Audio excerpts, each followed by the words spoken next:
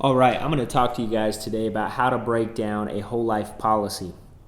And so when you sit down with a client and you get their policy, show you a few things. First of all, what to look for, and then how to replace that policy as well. So let's say I'm sitting down with John and Mary, and they have a whole life policy that they have brought out, and I'm going through, which I have one here today that I'm going to show you how to replace. I'm going to just tell them, I'm saying, hey, John and Mary, there's 3 rules the majority of the time that apply to whole life policies. And so I just want to ask you, let's say you came to me and you were going to invest money with me, okay? I want to ask, would you continue to invest money if these 3 rules were in place in that account? The first rule is that, let's say you're investing $150 a month into my investment, and I say for the first 1, 2, or 3 years, you have no money in that investment. Now, would you continue to put money in that account if I told you after 3 years, after putting $150 a month in it, after 3 years you had no money in it? I'm going to say, of course not. I'm going to say, well, what rate of return is that? If you put in $150 a month for 3 years and you have no money, what rate of return is that? They'll say 0. Say, John and Mary, but it's not 0. It's a negative 100% rate of return. Let's see, if your policy worked like that, is there any way I could get you to keep it? They're going to say no. I say, okay, the second rule is that, let's say after the 4th, 5th, 6th year, you did start to build up some money inside of the savings program. And you decided you need some money, whether it's to send your kids to college, you want to buy a new car, but you want to get money out of the savings program. And I say, well, John and Mary, you can get to that money, but you have to borrow it, which means you have to pay the money back with interest of around 6 to 8%. Now, would you ever put your money in an investment knowing that you're going to have to pay it back with interest when it was your own money? They're going to say no. I say, does it make sense to borrow your own money? No. So, John and Mary, if your policy worked like that, is there any way I could get you to keep it? They're going to say no way. I'm saying the third rule is, I don't want your family to argue about money if something happens to you, so we're just going to keep your cash if you die. Now, would you ever put your money in a savings program knowing that they're going to keep your cash if you die? They're going to say, no way. So if your policy worked like that, could I get you to keep it? No. So assuming your policy works in these 3 ways, and I can show you that it has these 3 things inside of your policy, is there any reason I couldn't earn your business tonight? They say, nope. I go, okay, great.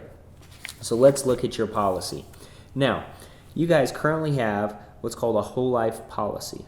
Okay, so we'll go through it. Now, I told you there was a few rules. Now, you remember that first rule was you have no money in it for the first 0 to 3 years, right? First 1 to 3 years. So I go to the cash value section of the policy, and if you look at this, this says table of guaranteed values. Okay, now the first year, how much money does it say you put in? Or how much money does it say you have in your cash value? None. How about the second year? None. How about the 3rd year? None. How about the 4th year? So you have no money in your policy for 4 years. So does that explain rule number 1? Yeah. Now, rule number 2 was you have to borrow your own money at 6 to 8%. Well, in this policy, it says right here that the interest rate referred to is 5% a year. But we got to go back and look at the loan section of your policy. So if we go back to the loan section of your policy, it says cash value and loans. And it says we may defer paying these proceeds for up to 6 months after the date of surrender. It also says we may defer a loan except to pay a premium due to us for this policy for as long as 6 months. Then it talks about loan interest. It says loan interest accrues each day.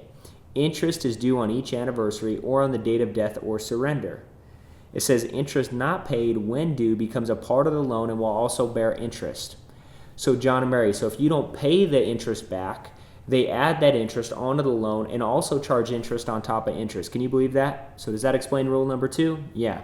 And then the third thing is they keep your cash if you die. So now we got to go to the death benefit section of the policy. So if we go to this says life insurance proceeds right here, right? It says life insurance proceeds. These proceeds will include the face amount and any other benefit from riders or dividends which are payable because of the insured's death. It says, all as stated in the policy, when we determine these proceeds, there may be an adjustment for the last premium. We will deduct any unpaid loan. Does it say anywhere they're going to pay any cash? No. And how do you know for sure they're not going to pay cash? Well, think about this. If it says we will deduct any unpaid loan, let's go to the cash in this policy and think about it. let's say at this point you were 65 years old and you had just withdrew $100,000 from your policy, whether it's to buy a new house, a new car, whatever it may be, but you withdraw that $100,000. And then 1 week later you pass away. In this policy, you have $250,000 in coverage, right? But it's said in the back that if you die, when they pay out the death benefit, they're going to subtract any unpaid loan. So if you borrowed $100,000 out of it and they subtract $100,000 from $250,000, they're only going to send you a check for how much? $250,000. So if you would have got both, shouldn't you have got $250,000 plus the $100,000? Yes, but you don't. You only get one or the other. So does that explain rule number 3? Yes. Okay. So there's a few things I want to go through and explain to you in this policy. Okay. Your husband has the exact same thing, right? So your husband is 27 years old. He also has $250,000 in coverage. He's paying $163 a month for his. All right. So if we go look at the cash value in his policy, how much does he have the first year in the policy? None. So he's paying $163 a month, has none the first year. How much the second year? None. How much the third year? None. But they guarantee him $116,000 at the age of 65 years old, right? So he's going to pay $163 a month, and at the age of 65, he's going to have $116,000. Now, in your policy, right, you're paying, right here, it says you're paying $151 a month. And at the age of 65, you're going to have $100,000 at the age of 65. Right? So if you add both of those up, you're going to have about $215,000 at the age of 65, right? So basically, if we do an overview of it, you look at it like this. Your husband has $250,000, the wife has $250,000, they're paying $163 and $151 for a total of $314 a month. Now at the age of 65, they're going to have $215,000 saved. Well, so what do? We sit down with them. And at the same age, had they sat down with us at the same time, we could have put a 35-year policy on the husband for $250,000 on the wife, $10,000 on the kids. We do it for $72.75 a month. So now the $314 they were paying, subtract the $72, leaves us $241.75 a month to invest. If we take that $241.75 a month and invest it in mutual funds and a Roth IRA, at a 10% rate of return, they'll have $1.2 million tax-free at the age of 65. Is that incredible or what? So the way I explain it to the client is like this. This is what I do. I get a sheet of paper, and I'll write whole life on one side, buy term invested difference on the other side. And I'll just put them side by side. And I'll say, okay, John, you're 27, have $250,000 in coverage. Mary, you're 24, have $250,000 in coverage. You guys are paying a total of $314.50 a month at the age of when you bought the policy, and at the age of 65, you're going to have $215,000 saved, right? So with us, we're going to give you the same $250 plus cover your kids, and we do that for $72.75 a month. So we saved $241 a month and 75 cents. So now we take that money, invest it. Now you're going to have $1.2 million at the age of 65.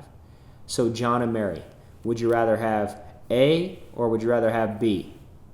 And what are they going to say every time? B. And say, so obviously you see why we need to get this fixed, right? You say, yep. I go, great. So here's what's going to happen. It takes about 6 to 8 weeks to get you guys qualified for the coverage.